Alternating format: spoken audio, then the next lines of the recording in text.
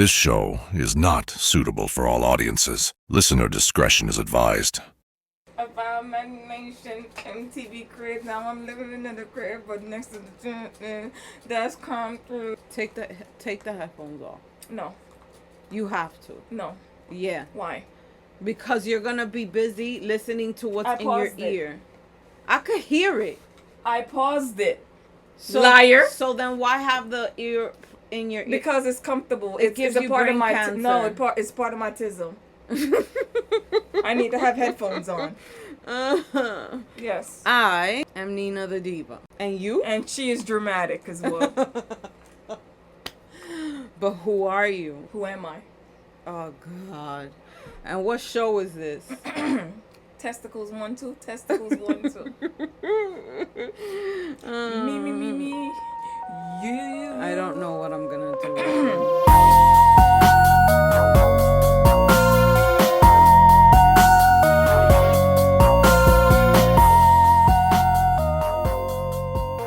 I'm Lady Naive. Are you really? You're Lady Naive. Wow. What are you naive about? No, 9 Eve. Oh. This weekend I will be one with the earth. She's embarking on a journey of self-discovery. I found my third eye. So I thought this would be interesting to do because I'm a mother and you're a motherfucker. A big motherfucker. No, I'm kidding. No, you're right. You know, I have a child. You don't. So I have several. No, you when don't. Needed. When I need a day off at work. You say one of your kids. I gotta pick up my kids. The kids you don't have. In spirit, they're there. I thought it would be interesting just because I have a child. You don't. I would like your opinion. Maybe I'm looking at it from a mother's side. Who knows? But so you want to see it from the perspective of a motherfucker. Basically. Okay, got it. I'm so sick and tired of having to edit and send it to my audio engineer. Like, can we have fancy? Yeah, no, yeah, bitch. It's got an audio engineer. It's expensive, you know. Damn. So Madeline Soto, do you remember her? Absolutely not. Nothing, right? Nothing. A lot of people say they don't remember her because we don't know her. No, well, it was 4 years ago, and it was a big controversy. Was it 4 years ago?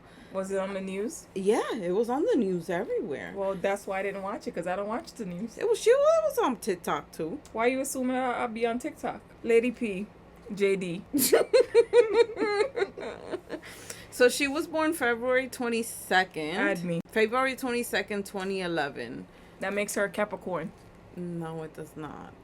And actually, January. I didn't even put. Well, what's after Capricorn? I believe Gemini. No, Gemini's in Pisces. No. Cancer. Oh God. Sagittarius. Scorpio. Finish him. She is a Pisces. I said Pisces. Yes, you did. Okay. You did.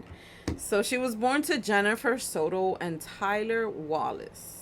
She was being raised with her mom in Orlando, Florida, at the time of her disappearance. Jennifer Soto was born in New York to parents of Colombian and Puerto Rican descent, and she later moved to Florida, where she worked as a pharmacy tech. That's actually a very good job. Very, very good job. It's unclear when she was diagnosed, but she had been diagnosed with anxiety and bipolar disorder. Like all of us. For real. I mean, I think all millennials, we've been through so much. A lot. Tyler Wallace, not much. He should be compensated. We should, right? A lot.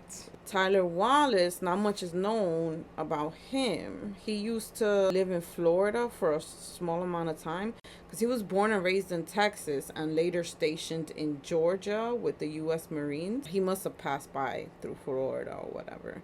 And he was dishonorably discharged from the military and served time for stealing explosives. What the fuck is he gonna do with it? Like, how far you thought you was gonna get? He served time from 2018 to 2019 and moved back to Texas. So they gave him 1 year?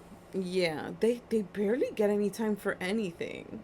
So he just had a lap of judgment. Some, they be coming up with excuses. The details on how Tyler and Jennifer met are not clear, right? So Tinder.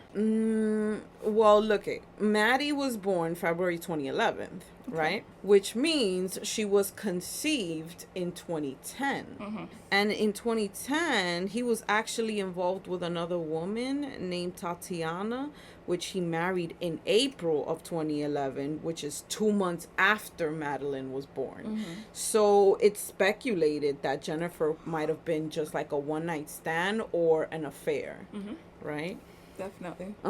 So after she has Maddie, Jennifer later meets a guy through a dating website by the name of Stephen Young, whom she was married to from 2015 to 2017. And then after that, March 2018, she meets the scumbag Stephan Sterns, and they met at work, where they used to work at. So he would live with Jennifer and Maddie at a townhouse owned by Jen's dad.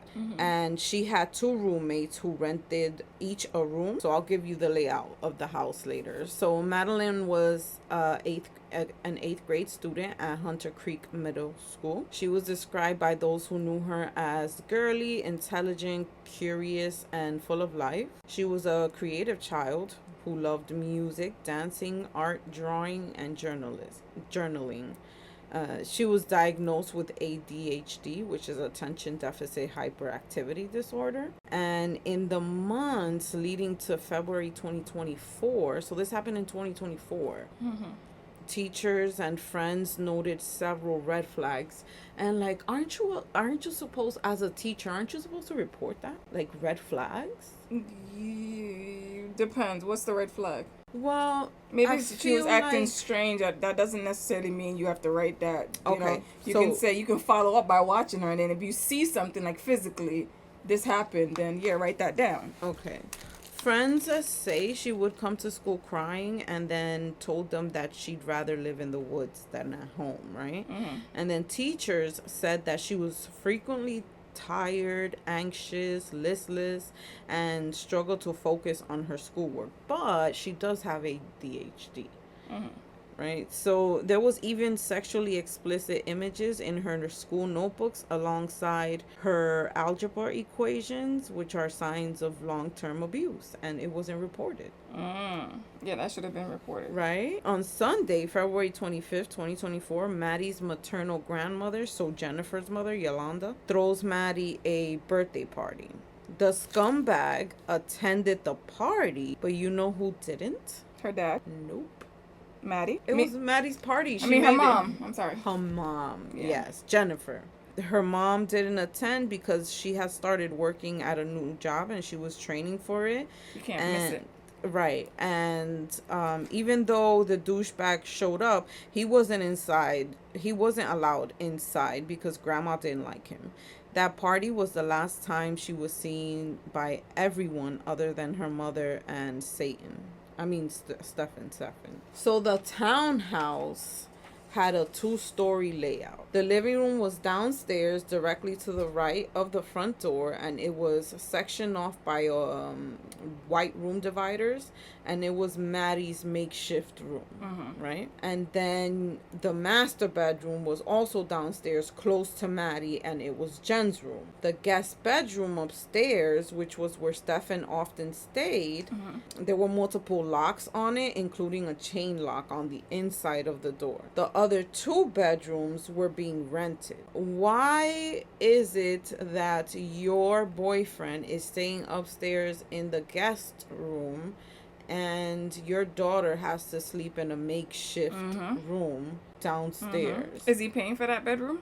He had to pay her, yeah. Okay, so After, because I'll get into that. Mm-hmm. So the guest bedroom upstairs, she had 2 roommates renting 2 rooms. February 26, 2024, Jennifer arrives at Hunter Creek's middle school at around 4:30 p.m. to pick Maddie up from school, and she was told that Madeline never attended class that day. Jennifer searches the surrounding areas to check if she had gone and just sat down on a bench waiting for her mother or something. And she also calls Maddie's BFF, who tells her that Maddie didn't come to school that day. Isn't that terrible? Like, whenever even when Ayana's late, they send me a text. Jennifer goes to her mom's place of work because it's not far. So she figured that maybe Madeline went over there. So an unknown woman, she refuses to be named, calls 911 on Jennifer's behalf later that afternoon, and the official missing persons report was filed at 8 p.m., 12 hours from when she was last supposedly seen. February 26, 2024, Officer Clark is sent to Jennifer's home, and he spoke to both Jennifer and Stephan. They both told Clark that on the morning of 02/26, so that morning, Stephan took Maddie to school in his 2010 silver Lincoln. Stephan dropped Maddie off a block away from school because she didn't want to be seen coming out of an old car. So they said Maddie forgot her phone at home because she has ADHD and often forgets things. They said Maddie did not take any of her personal items or leave a note to indicate that she was running away. They've had no recent arguments, and Jennifer went through Maddie's phone, including her recent deleted text messages, and there was nothing suspicious. But there was a message of her telling a friend that when she turns 18, she was gonna go live in the woods. So Jennifer also stated that she saw Maddie getting ready at 8 a.m. and they allowed Officer Clark to search the home and both vehicles. Officer noted a handgun tucked behind the rear back seat pocket of the driver's seat, which Stephan told him he usually leaves it in the car, and told Officer Clark not to mind the donut on his car because he had to change his tire that day because he caught a flat or whatever. So on Jennifer's completed sworn statement on February 26, 2024, she says everything just mentioned and added that Stephan told her that after dropping Maddie off, he went to the vape shop, but it was closed, so he returned home about an hour later. Stephan leaves to go back to the vape shop and run some errands, and then gets back to the house at 2:30 p.m. When the power couple reported Maddie missing, Stephan says she was wearing a green hoodie, blue pants, and white Crocs. And Jennifer stated, no, she was wearing black shorts. So, yeah. So then on February 27, 2024, at 11:16 a.m., Detective Hunt goes to speak to Jennifer again, and she says, you know what? Actually, I last saw Maddie at 11 p.m. last night. No, not last night, the night before. So on the day of her party. She stated that Madeline went to the guest bedroom to sleep along with Stephan because she has started a new job and needed to get a good rest. The mom? Yes. Slept with her boyfriend? No, the mom tells Maddie to go upstairs and sleep with her stepdad. So that she want the whole bed to herself? Correct. Okay. How do you feel about that? That is very disgusting. How old is Maddie again? Maddie's 13. Absolutely not. She said Maddie usually sleeps with her, and whenever Stephan comes into town, he sleeps in the guest bedroom. She says Stephan had moved out in December of 2023 because he got a job with his dad in Northport, Florida, and she says he was planning to stay a week to help with Maddie and the dog while Jen trained for the new job. She couldn't recall exactly when Stephan arrived, and she said she heard people getting ready but didn't know who it was, and that Stephan accidentally woke her up when he was trying to put the leash on the dog. Jennifer wakes up at 9 a.m. because she has a doctor's appointment, and she leaves at 9:30 a.m. Jen said she got back at 11 a.m. or 11:30ish, and Stephan was there at 2:30. Jen leaves to pick up Maddie. At 12:05 p.m. that same day, Stephan gives his sworn statement. He says all of the above. Says the vape shop was closed. He went back home around 10 a.m. At Jen's, she went back at 10 a.m. Jen was there. No, she woke up at 9 a.m. and left at 9:30. Okay. So she was not there.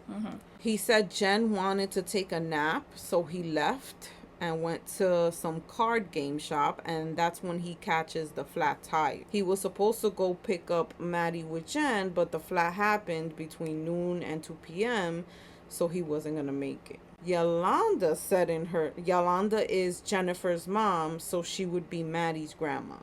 Yolanda said in her testimony that she didn't like Stephan because he does nothing for work and that Jennifer just doesn't want to be lonely. While interviewing Stephan, they asked if they could search his phone, and he gave consent. However, he deleted everything. Officer, I'm so sorry. I accidentally factory resetted it. Okay? My bad. But here's my phone. But my bad. I'm so sorry. A factory reset was performed on the phone on 2/26, the day Maddie went missing.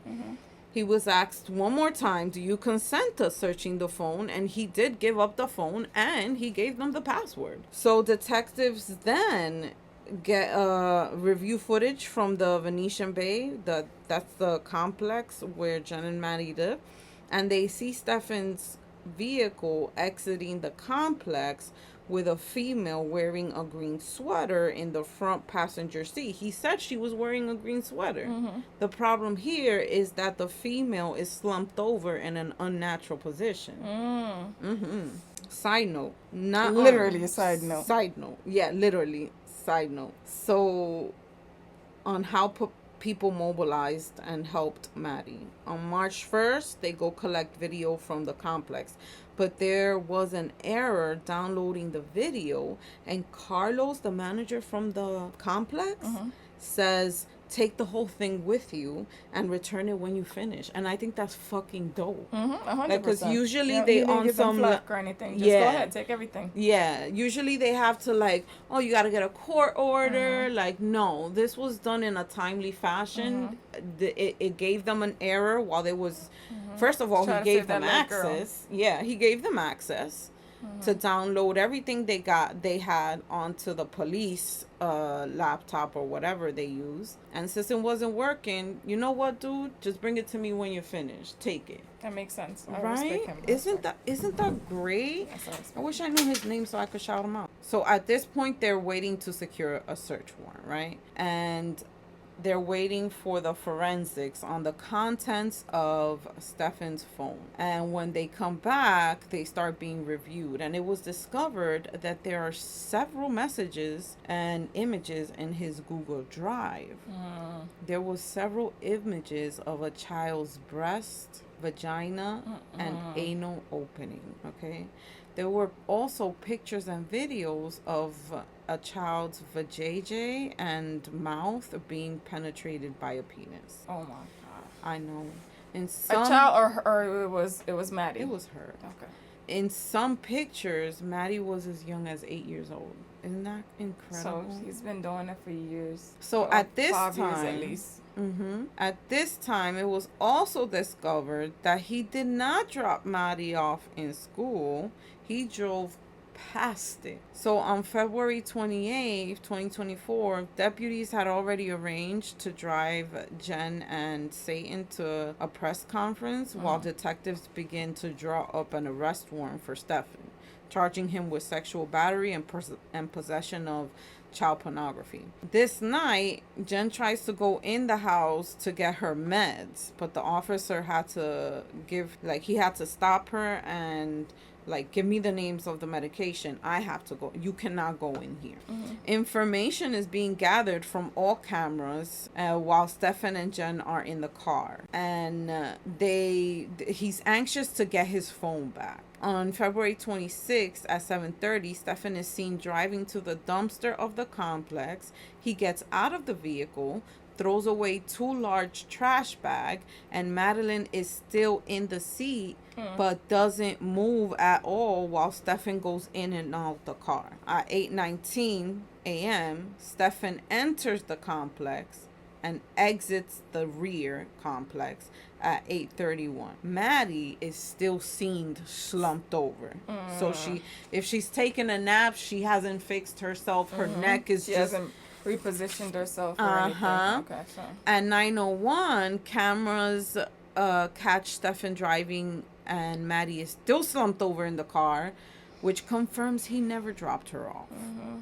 At 9:35, he's seen driving into the parking garage and goes to the second floor, gets out of the vehicle, opens the trunk. Stephan is seen placing Maddie from the front seat of the car. Picking her up into the trunk?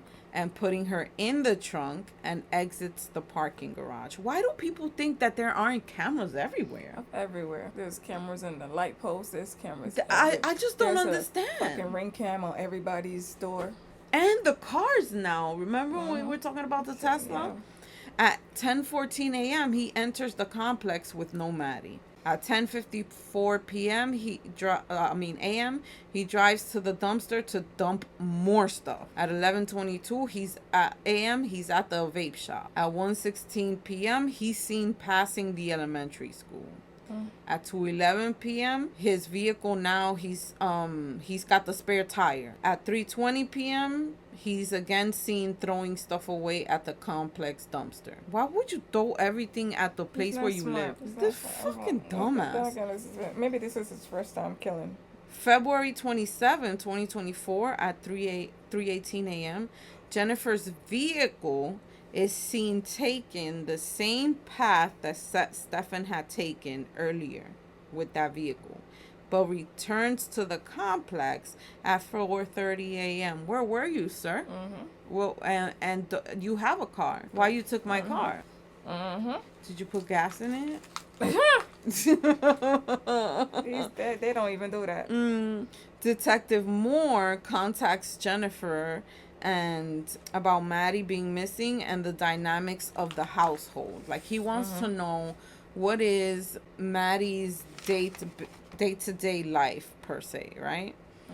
So she said she was with Stephan on and off for 7 years. He moved out late December 2023. She says when they all lived together, they would all sleep on the same bed. That's not true. Makeshift. Me and mommy, guess. Satan, yes. I wonder did Maddie sleep in the middle? Or maybe he's in the middle and he's faced towards her. Maddie would sleep with her when Stephan wasn't there. So she slept with her mom all the time then. She was asked if it was normal for Stephan to sleep with Maddie when she wasn't... Why her mother couldn't give him head? I mean... Like, damn, what do you see in a child? That ass, yo. You have a whole woman. Disgusting. So... she was asked if it was normal for Stephan to sleep with Maddie when she wasn't there, and the doofus said yes. Like, yeah, I don't see nothing wrong with it. She said if she needed a good night's sleep, she would send them off to sleep in another room. Like, why is this bitch not in jail? At least for child neglect. Yeah. So then the DT shows Jen a picture of Stephan's penis.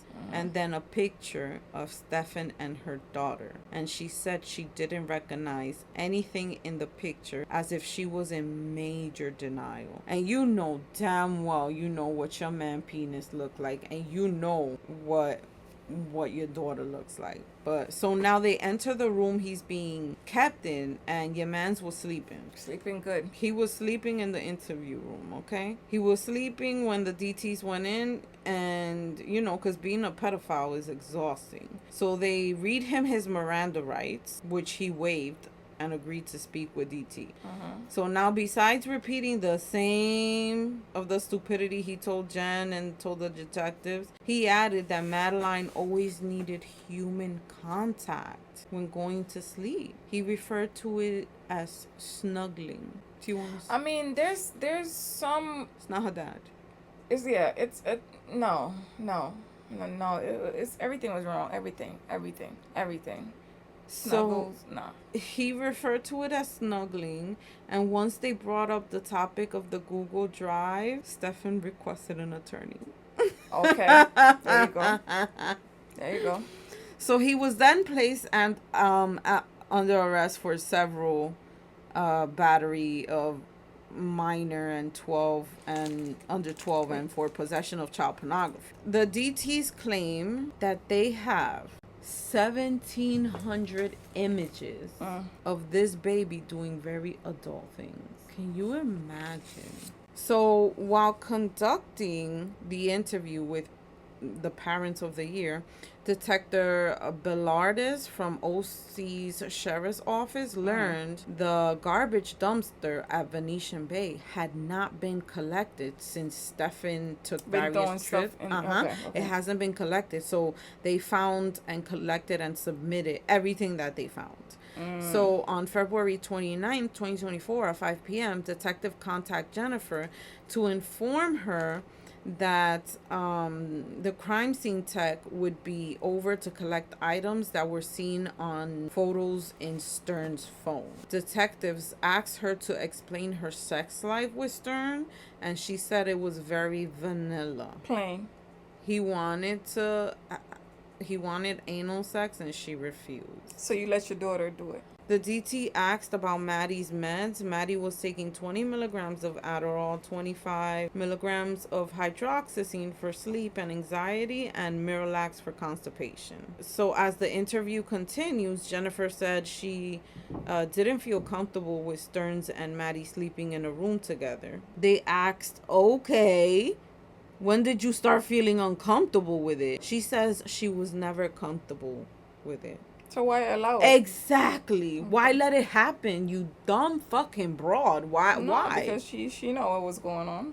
So then she said it was a selfish move because she wanted a good night's sleep, Paula. Cop out. No, she wanted to please that man, and that man was bringing in money. I guess. So Alcer Marielle Alejandro testifies that she dated Stephan in the past, very briefly in 2022. During that relationship, she would invite Stephan to spend the night, and he would refuse because Jen and Maddie could not sleep without him there. Okay? And he told her he would sleep in the same bed, and she broke up with him because she wasn't comfortable with that. She also said she had he had a hard time getting it up unless she was face down flat as if she was dead. Okay? Yeah. Let that shit sink in.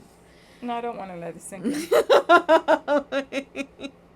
On February 29, 2024 at 7:33, Sergeant Brewer and Morris contact Angelica Negro. Relax. That's exactly what her name is, who is one of the roommates. Her statements, she says she arrived at 11:30 p.m. on the 25th. She didn't see Maddie or Jennifer, but she says when Jen takes her sleeping meds, she's out like a light. She says she did hear noises coming from the room next to her, which was Stephan's room. And she said Jen had told her that her and Stephan hadn't had sex in 6 months. Okay. She said that on the 26th, she woke up around 9:30 a.m. She made breakfast around 10:30.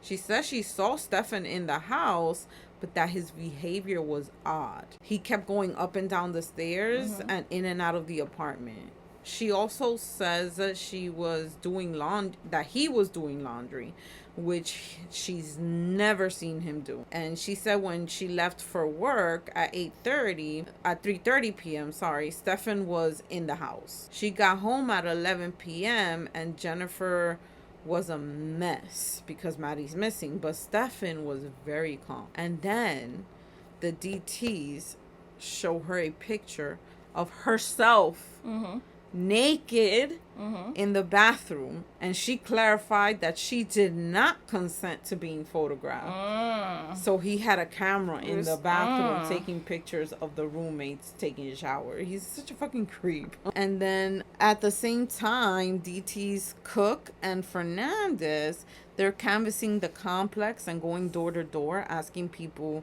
if they have Ring cameras to let them review it, and a couple of Teslas that might have caught something. So, okay, yeah. Can I give you something cute, though? Sure. Apartment 102 belonged to Carlos Fernandez, who said, I'm from Puerto Rico. I don't see nothing, and I leaving to Puerto Rico today. You know, they all come in. So I'd rather not be deported. I want to leave by myself on my own will. I understand you. Go back to San Juan. Yeah. So on March 1st, 2024 at 11:57 a.m., Detectives Morris then follow-up interview that they would be bringing her to Orange County to inspect her vehicle, and that we would be taking over the case. Jen asks, when you say we, do you mean homicide? And he says yes, that they'll be working it as a homicide because they had a strong belief that Maddie was deceased. And after that, Jen does start crying. At this time, Jen has been staying with her sister because she doesn't want to be seen in public, and she's been staying off the internet for the sake of her mental health, which, I mean, what health, bitch? Your mental health is like... It's already fucked up. Yeah. It's only mental, no health. No health. That's it. So DT Morris asks her, you know, like, if there's any places you think Maddie would be that you have not searched. And this bitch says that she hasn't looked anywhere for Maddie because she wanted to stay home in case Maddie came home. I'm convinced no one's home in her head. Like, I mean, that was somewhat sense though, but because in case she comes home, mommy's home. Bitch, how you supposed to know if she makes it home and you're staying with your sister? Oh, that don't make no sense. Yeah, it don't make no sense. I got you. They asked her if she's been in contact with Stephan since his arrest, and she became upset, and she said no. She says she had recently had a conversation with Chris, which is Stephan's dad, and they both agreed that Stephan was a master liar and a master manipulator. She also said that once police showed her the graphic photograph, she realized Stephan was guilty. He asks her, what you think that he's guilty of? And she said, he's been grooming and abusing my child. She also believes Stephan's killed Maddie, and they tried to get her to give them places where Stephan might have, you know, like dumped the body. Yeah. And she stuck to saying, I don't know. But in one of those conversations leaked by, I believe it was Crime TV, she's like talking to Stephan's dad and advising him to get Stephan a very good lawyer. Like, bitch, what the fuck do you care about what kind of lawyer?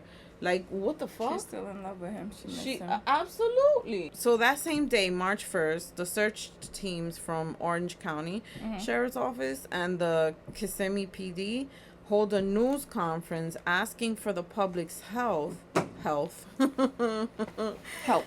Asking for the public's help. Help. I literally just said that to you. Help.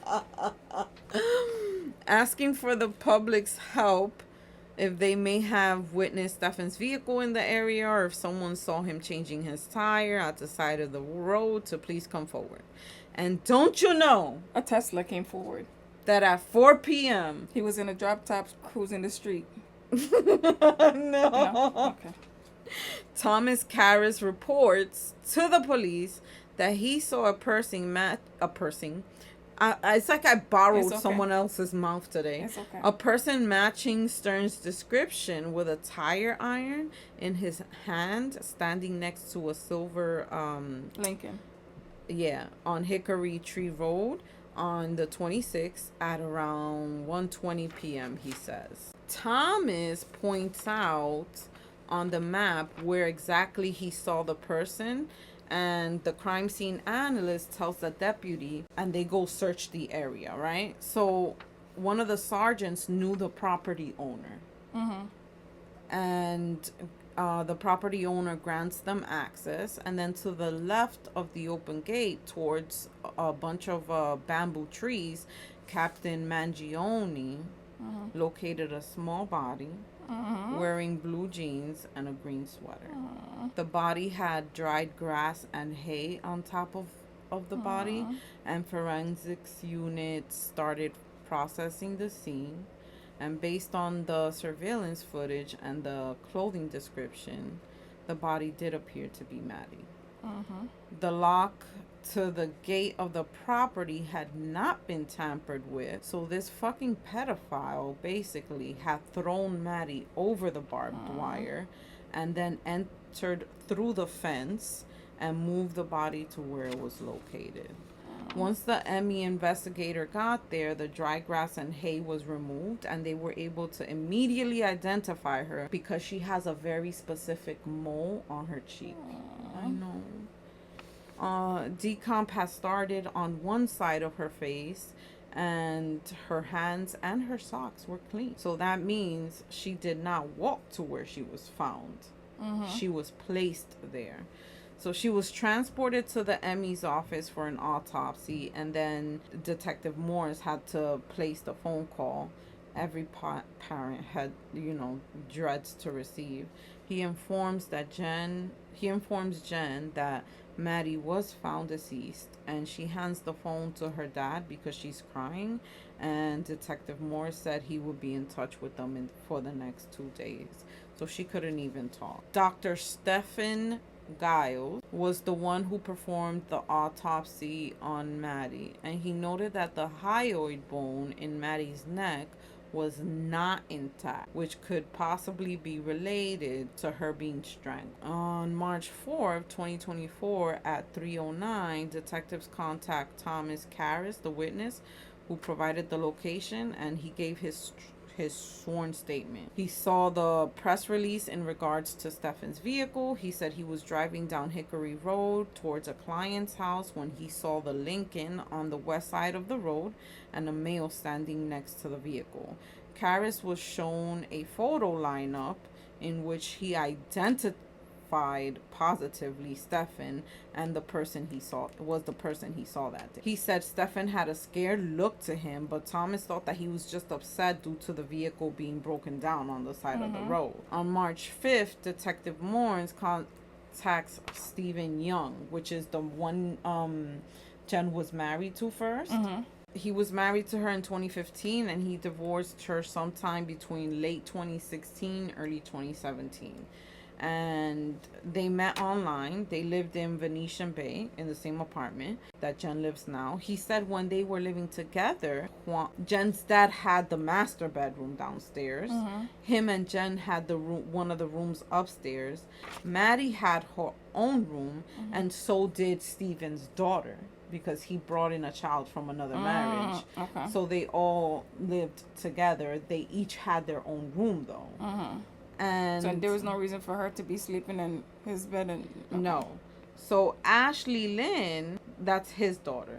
He said things were great up until Jen became a nutcase. And he took his daughter out of that atmosphere and divorced Jen immediately. Detective Morris asked how were the sleeping arrangement, and interestingly enough, he says Maddie would be sleeping with Jen, but that he was not comfortable with Madeline sleeping in the same bed with him. He does not believe Jen would ever hurt Maddie. Maddie always slept with her. And I kind of get it in a way, because some kids want to be next to their parents. Yeah, and then also probably when she was 13? when she was younger, she probably didn't have her own room and probably was always sleeping with mom. Yeah. On March 6th, D.T. Morris goes and speaks to Chris and Deborah Sterns, which is Stephan's parents. They say they did not approve of her son's 7-year relationship because they used drugs and would sleep all day. Because they did not like that Jen was on meds for anxiety and depression, and they didn't think that Jen would be a good influence on their son. But I mean, the pedophile and the murderer is her son. Chris said that he brought Stephan back to Northport because when Steph and Jen broke up, Stephan moved into one of the upstairs rooms, and Dad was paying $600 a month for that room. So basically, Dad was tired of taking care of his grown-ass son, according to Deborah. Maddie called Stephan on 224 to make sure he was coming to the party. Why is it? I can't accept that at all. Like, Maddie called Stephan to make sure that she was coming to her party. Like, I don't believe that. His dad, Chris, said when he left for Kissimmee, his son looked upset, worried, and stressed. He said he spoke to Stephan once he arrived at Kissimmee. And then on the day Maddie disappeared, he tried calling Stephan in the morning, but he wasn't getting an answer. When he did call him back around 3:17, he says Stephan seemed off. Stephan tells him he injured his finger while changing his tire. Stephan then calls his dad at 4:54 and tells him there's been an occurrence. Oh my God, bruh! Literally, that's the word he used? Those are the exact words he used. There's been an occurrence. And his dad's just like, are we like okay? Because it was a strange choice of words. Stephan tells his dad word for word the same story he's been telling everyone, and Chris tells Detective Morris that he felt like Stephan was rehearsing on him because it would be the same exact story in every interview verbatim. Chris was the one who told Stephan to hand over his phone if he has nothing to hide, and when Stephan told him that he accidentally resetted it, Chris said that he knew that was bullshit. So he know who his son is. History of drugs, you can't put nothing past them. Because there's no way you accidentally reset your phone. There's a steps you gotta go through. He knows his son is a piece of shit, basically, and he goes to Kissimmee to help Stephan and Jen whatever they need, because they're staying at a hotel now because of the search warrant in the house. And the morning after Jen is calling Chris asking if Stephan is with him because he's nowhere to be found, and police are wanting them to come to the station for the interview, and Stephan is MIA, and he had taken Jen's car. When he finally gets to the hotel, he said that he had gotten lost, and Dad calls bullshit because Jen's car has a very reliable GPS. So detectives tell Chris they have reason to believe that while Stephan was lost, he was actually in his parents' house in Northport. And Dad said if he was over there, he wouldn't have able to get in because neither the key or the garage remote work. Okay. Chris said that when Stephan made it back to the hotel, he went straight to sleep and there was no waking him up. He said he must have gone home to steal and sell so he could cop drugs. Yep. Okay. When his mom asked him what happened after Maddie's party, he said he slept with Maddie upstairs, and Deborah was not okay with that. Yeah, exactly. I was gonna say, you gonna just tell what you slept with who? Yeah. Chris had given Northport PD full access of Stephan's room, and they were fully cooperating. They found Jen's behavior after she saw the graphic pictures. They found it very strange, and Chris said he didn't know what to believe. And Deborah, in true mommy form, says her baby boy isn't capable of anything like murder. Police collected a tower computer from Stephan's room, which Chris was the one who pointed them out to that, like, oh look, that CPU, yeah, take that shit. So remember, Jen had the 2 rooms rented. So on March 7, 2024 at 10:38 a.m., Detective Morris contacts Nathal Rosero. she said she knew Jen for a couple of years, who she met through Jen's sister. She moved into the room in 2022, and Stephan was already living there. She only said hello and goodbye, and she spent most of her time in her room with her own son. So she said Jen once confided in her that Stephan wasn't maintaining a job to provide for the household, and that when she broke up with him, he moved upstairs and then eventually to his parents' house. She would sometimes see Maddie getting ready for school, but Maddie would typically get ready in Jen's room. She said one time Stephan and Maddie were playing video games in his room, and she texted Jen asking her if she was okay with that, and Jen responded, "Yes, thank you."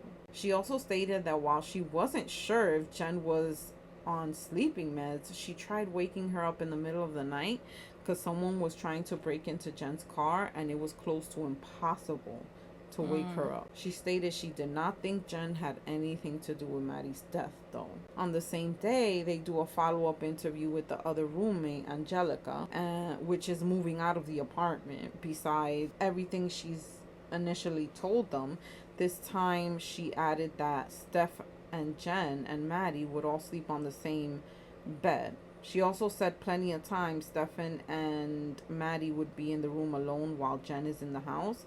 And when Angelica asked her about that, she would say Stephan would never hurt Maddie. She's okay with it happening. But she told police that she wasn't okay. Mm-hmm. This That's the contradiction. bitch. So between 2:25:24 at 8:30 to 2:26:24 at 4 a.m., the health application on the iPhone records all of your steps. Okay. It's like, why do people think it's so hard to get caught? It's easier nowadays because all of these things, man. This shit is crazy. Maddie's phone is plugged into the charger at 11:38 p.m. and then unplugged on 2/26 at 7:04 a.m. And then the phone is turned off at 7:16 a.m. At 10:55 a.m., Maddie's phone is turned back on in her house. Could not have been done by Maddie because she was in school or very much dead. 2:25:24, after she has sent Maddie to her grave, basically to go stay with Stephan, Jennifer texts Stephan, make sure she goes to bed right now. And Stephan texts her back, okay, sweetie, good night. Jennifer puts good night, and Stephan put, she's built her nest and she's settling now. Oh my god, and it was hay and shit covering her body. Oh my fucking god. On March 29th, Dr. Giles ruled the cause of death as strangulation, and the manner is a homicide. On April 10th, 2024, Stephan calls dad from prison and says, that I would have never wanted that for her. I'm not really sure that any one person is specifically responsible. It's probably a lot of factors that led to it. I have never felt anything like that before. It was horrible. He's the victim. You're not making any sense, He's son. the victim. Dad tells Stephan that he hopes the truth will come out, and Stephan responds with a, well, yeah, as if dodging the question, right? April 11th, 2024, Chris calls Detective Morris to tell him that he was cleaning out the storage unit, and in the storage unit bin, he finds a hard drive that that normally would be housed in a desktop computer. So he gives that in. Do what you need to with that. April 18th, 2024, 8:30 a.m., Jen and her attorney arrived to Kissimmee for another sworn testimony. Besides what she's already stated before, she's asked if they broke up, why she let him stay in the house. She says Stephan was like her best friend, and she didn't want him to revert back to his mental health issues days. She can't recall how many times she let Stephan and Maddie sleep alone together. And she also tells the interviewer that she still did not know how Maddie died. Bitch, you don't know how to Google? Strangulation. Like, it's on the death certificate. You don't know how to read? So on April 22nd, the downloads from the drives and the USBs are ready. One of the drive contained 35,000 images of child pornography, not with Maddie. Okay, still he's gonna get charged with child pornography either way. The 2 other drives were empty, but not one of them. On April 24th, 2024, Stephan Sterns is indicted for first-degree premeditated murder. May 14th, 2024, Stephan calls Dad. Dad puts call on speaker so that Mom can hear and speak to him too. And Stephan says, there is no reason for anything that happened to have happened. I don't understand. What is this guy like, huh? English? Mental illness, I don't know. Dad asks Stephan why he drove to Northport on the 28th, and Stephan says, I had wanted to get a few things and get all of my ducks in a row, kind of prepare myself for whatever was coming, but I couldn't find what I was looking for. He was probably looking for the hard drive. This is the time he tried to log into the Google account with his parents' Wi-Fi to delete the Google Drive evidence, but was not successful. Chris says he wishes he could understand more about this whole situation, and Stephan just replies, yeah, well, I didn't start it. And Chris said, well, you participated in it. And Stephan says, yeah. Like, I don't understand. Is this a whole, like, what do you mean? Everybody kill, everybody die. The mother, the devil. The devil. Yeah. Or Satan. Now, with the whole world at the time, like, the whole world was upset at the fact that, yeah, sure, you caught her killer, but why is Jen not being charged with neglect? There were legal realities that prevented the state of Florida from charging her with anything. There was no evidence of any complicity, meaning that under Florida laws, if prosecutors cannot prove beyond a reasonable doubt that she helped cover up the murder or had undeniable knowledge of the sex abuse, they can't charge her. She's also incompetent. She's severely broken, detached, and completely oblivious she's just oblivious, period. Also, derivative immunity protection. Because Jen gave her testimony via an investigative subpoena, under Florida law, this grants her immunity. So, I mean, if you want to commit a murder, go to Florida. I mean, Trayvon Martin. Now, Satan was supposed to have start his child sex abuse trial July 22nd, 2025, a separate trial for his first-degree murder on September 22nd, 2022. However, the trials never happened. Why do you think it never happened? I don't know why. On Friday, July 18th, 2025, he killed himself? Satan's legal team filed an emergency hearing. And so then on Monday, July 21st, in exchange for the state withdrawing the death penalty, he pleaded guilty to 20 capital sex crimes and child abuse and pleaded no contest to the first-degree premeditated murder of Maddie. So you still got life without parole? No contest doesn't mean he did it or didn't do it, but he'll take it because the pussy doesn't want to die. So I'm sure Maddie didn't want to die either, you fucking dickwad. He was sentenced to 21 concurrent life sentences without the possibility of parole. During impact statements, Tyler Wallace, Maddie's biological dad, revealed that during their last visit to see each other in October of 2023, they discussed her turning 13 and wanting to permanently move with him in Texas. He directly called Sterns a deprived coward. Yolanda, her maternal grandmother, she pleaded the court to show Sterns no leniency for his crimes. 100%. I agree. Letitia Nooms, which is Maddie's aunt, expressed extreme anger and hatred towards Sterns. And the mother too. And recalled cherished moments doing Maddie's makeup and hair. Angelica, the former roommate, expressed how devastating it was to realize that she was living under the same roof as this monster. You know, she regrets not knowing the hell that Maddie was silently enduring right next to her.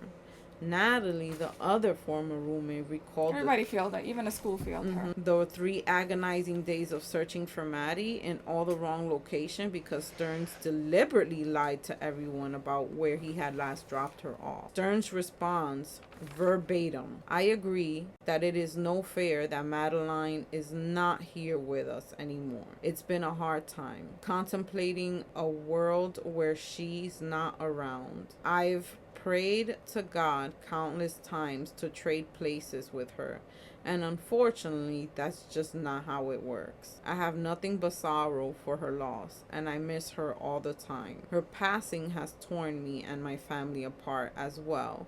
I will never not honor her memory. I apologize for all the pain." You want to know who did not attend Don't tell me the her mother did not. hearing Oh, or the submit any written statement or verbal remarks to say in court? Mom? Her mama. She wasn't there, yo.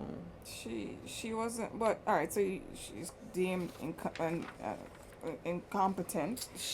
Mental illness, all of that. While Satan is where he's supposed to be, Jennifer has chosen to live completely out of the public eye and remains in hiding. No one has seen her. Madeline Soto was officially laid to rest on March 6, 2024. A permanent memorial branch inscribed with Forever 13 was dedicated to her at Lakefront Park in St. Cloud, the city in which she was found. Madeline's journal was discovered after her death, and her own words captured the profound silence and isolation in her life. She wrote, quote, "I am a ghost in my own life. Oh my I God. am here, but no one really sees me." End quote. Isn't that That's very sad. Very, very sad. Did you hear that? Yeah. Robin Williams wrote something like that too before he committed suicide. Oh my God. Yeah, he wrote something like that. Like, my heart is broken. yeah. Before bringing a child into some shit where she's been molested, raped, oral sex. Are you fucking serious? It was so sad because the 13 years she's been in this world, all of that she had to endure. They played it for the jury, like videos of she's basically knocked out in the videos.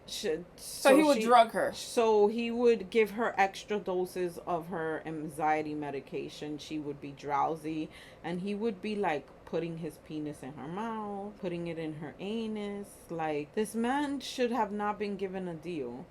He should have been executed by firing squad. Did he have any priors before all of this? No. But his father knew that he was no good. So yeah, so his father should have put something in the system. Like men like that. I told you. He did. He said, "I've had enough. You're coming back home to Northport and you're gonna live here." Okay. But how much more can a parent really do? How much more can a parent really do? I don't know, but that man, once he did that, they should have gave him the death penalty. Actually, no, don't use my tax dollar and put him through no system. You guilty, dead. That's it. And then people gonna be like, "That's cruel," blah blah blah. I bet you won't do it. The next guy who think about doing shit like that. I don't think it's cruel, but you know what? If you don't know this already, prisoners are not very kind to pedophiles. Yeah, I killed him. Fucking kill him. I hope he's having the worst. Because then they can put him in isolation and shit like that. Now he's not in. True. No, just kill him. True. And then now he's still getting 3 meals a day. He's still got a roof over his head. When it's raining, he's not in. Kill him. Get rid of him. Kill him. That's it. Cook him.